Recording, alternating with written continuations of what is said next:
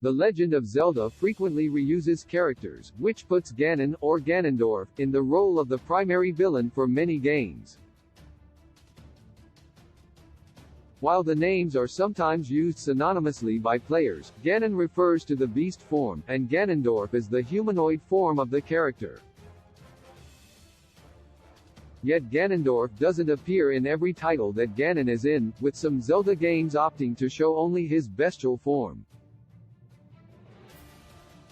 Zelda games have central themes, characters, and items that will appear across titles.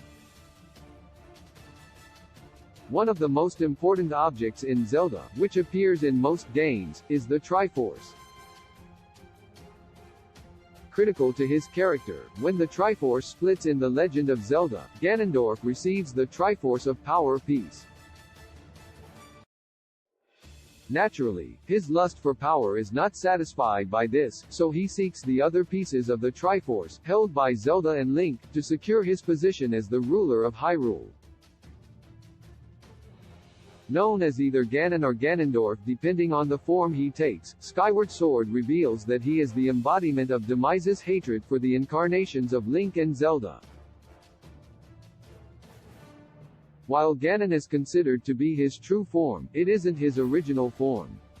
Ganondorf was born with a humanoid, and that's one of the reasons why it makes sense to include both Ganon and Ganondorf in Zelda games.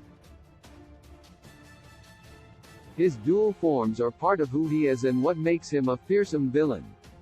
Ganondorf and Ganon are the two halves of one Zelda character. Ganondorf's transformation into Ganon shows how his greed and evil intentions corrupt him.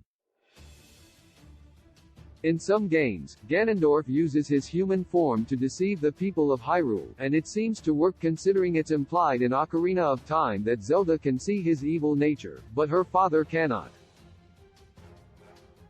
This provides an opening for Ganondorf to begin his domination of Hyrule, and then he uses his beast form of Ganon to try to maintain his power when Link shows up to threaten it.